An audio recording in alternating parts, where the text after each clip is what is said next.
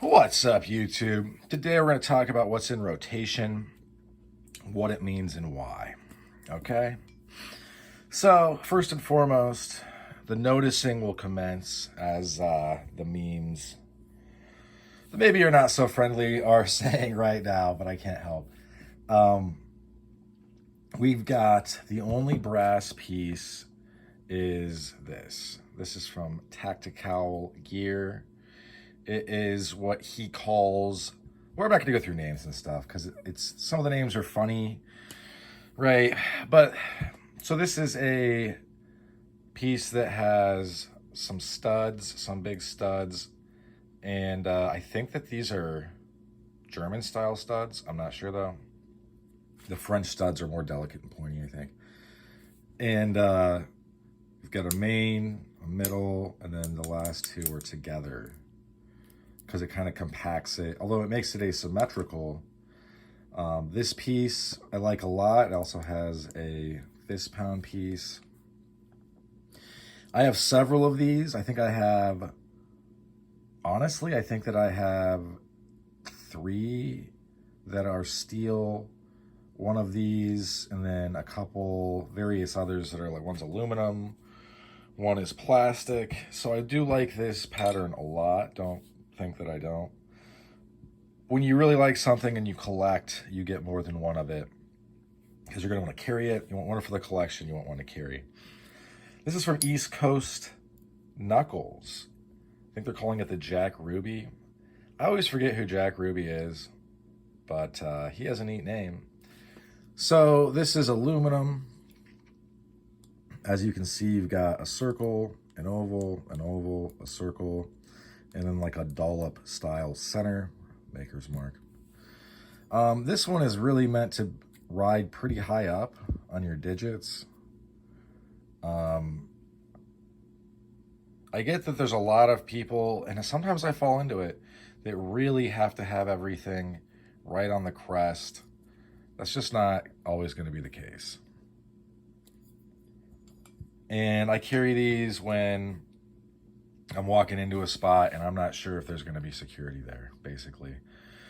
Which maybe I should carry these, but there's just something about these. I find these to be very sturdy. Not that these are not. I'm going to talk about why I have these. I don't know. It's just these are ones that I reach for when it comes to like knock around pieces. Which this is, you can tell. I mean, this thing looks like this was the first one I bought. Not my initial one when I bought when I was like 15, 16. It was just kind of like a bare bones brass cast knock. This is like the first modern nice one. Because things have really, from where they've been to now, at least in this country, I feel like things have really elevated, if I was going to use some corporate speak. Moving on, we have a piece from Billy Trident and Scorpion Defense. The Holy Moly. Kind of a play on the designs that have 6. I don't know if you guys have ever seen that. I actually have. People like to 3D print them a lot, I've noticed. I don't know if I've seen, or maybe I have, I forgot from how far back in the day these are. But these definitely existed, and the people that made this have gone out of their way to say that they didn't. This isn't an original design. They don't want you to think that. They just think it's cool. I think it's cool because it's totally ambidextrous. It doesn't matter if it's up or down. These are very thin right here, right? Because the knuckles do have direction. It's just that these two go this way. These go this, and you got one here and one here. So when I squeeze this, I kind of like make a point I'm pressing in a little bit. My fist is a little different. But I like to carry this in my front pocket, no matter, because with other ones, you can't carry this in your front pocket, but like, say I put this one in there, it could, end up being, I'm reaching down and getting this. This will never happen with this. And it has some studs, or things that are basically studs. Kind of looks like a lemon, right?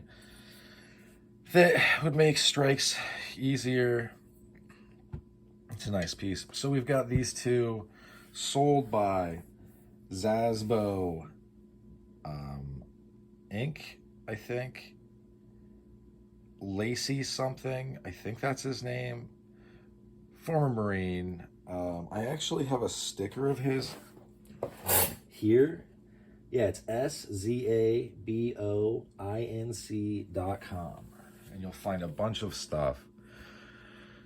And I've heard, although I do not know for certain, that it's kind of like, it's not like consignment, obviously, but he doesn't make all of it himself. And he's selling some of it for other people, or something along those lines. He does design knives. He's done it for Tops. He's done it for other people as well, who I forget now. But former Marine, either current or former law enforcement, and he's doing his thing. I think he does some training too. So anyway, we have these come in aluminum, both of these aluminum, steel, brass, this polycarbonate. I have this one in polycarbonate, aluminum, and steel. And then I have this in this polycarbonate, and I think, oh, he had sent me this version in the titanium as well, which is super nice.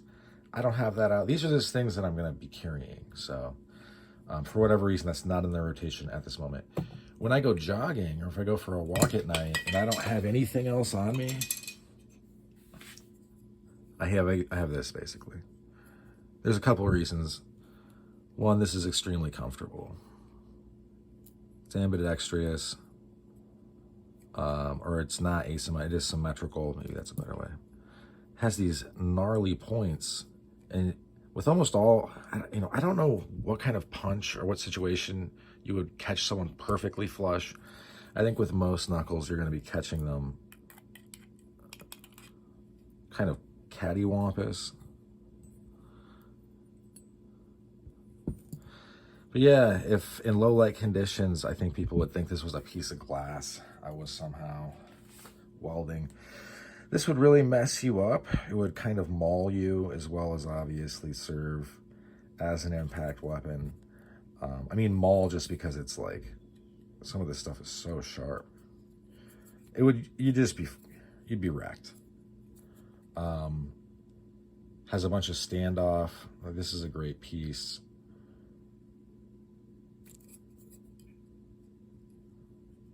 And I will throw this in a pocket sometimes.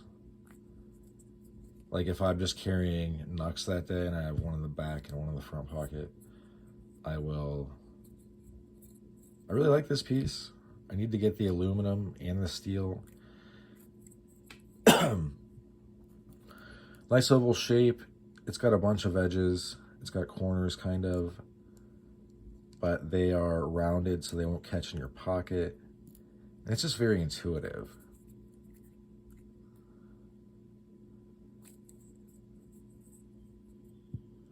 But one of the reasons, there's kind of also an escalation of force in the pieces themselves, in that as far as a lot of laws work with how assault is charged, it's going to start out with simple assault where you've caused them pain, you have physically interacted with them, but you haven't maimed them, you haven't, anything serious. It's not with a weapon.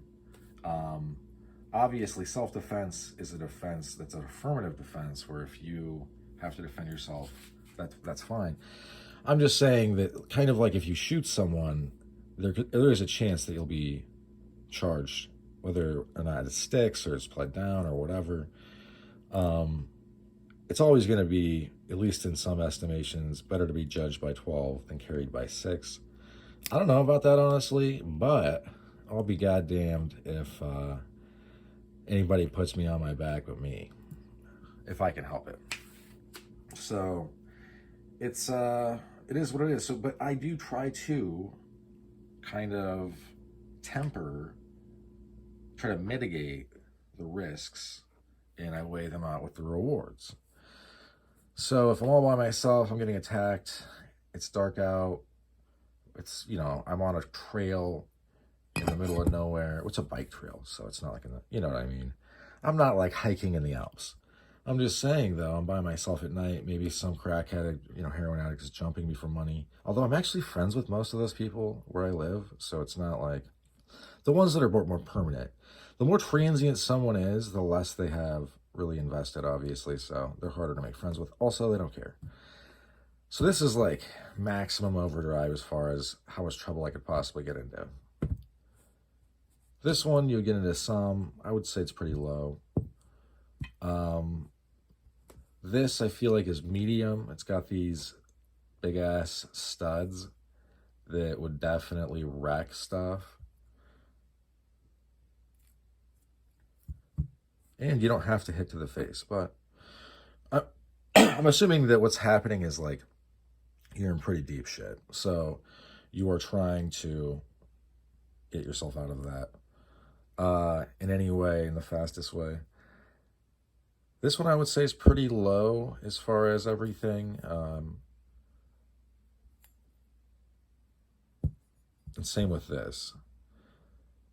So, because like I said, any like maiming, scarring, terrible stuff that is obviously like how did God create all this perfection and then all this terrible misery? And I would honestly say that you, not that you can't have one without the other, but God is obviously all those things. Like, God. But those things exist, and you're going to have to figure out where and what you want to use. But it is something that I do think about a little bit, just because it's good to exist in the like legal realm as well as the physical realm and be ready to survive that when you engage with it. Now, obviously, I wouldn't pull out Knuckles unless, things were really going down, like you're getting jumped or whatever. But also, it needs to be legal. Check your local laws. But I do try to balance things out in that I'm not ignorant to how what I carry interacts with the world. But like some of you guys comment, if it comes down to between you and your family, obviously you're going to choose the best tool and you're going to protect your family. So, totally get it. That's been all she wrote for this one. Thanks for sticking with me to the end, and I hope you folks have a good rest of your day. Bye now.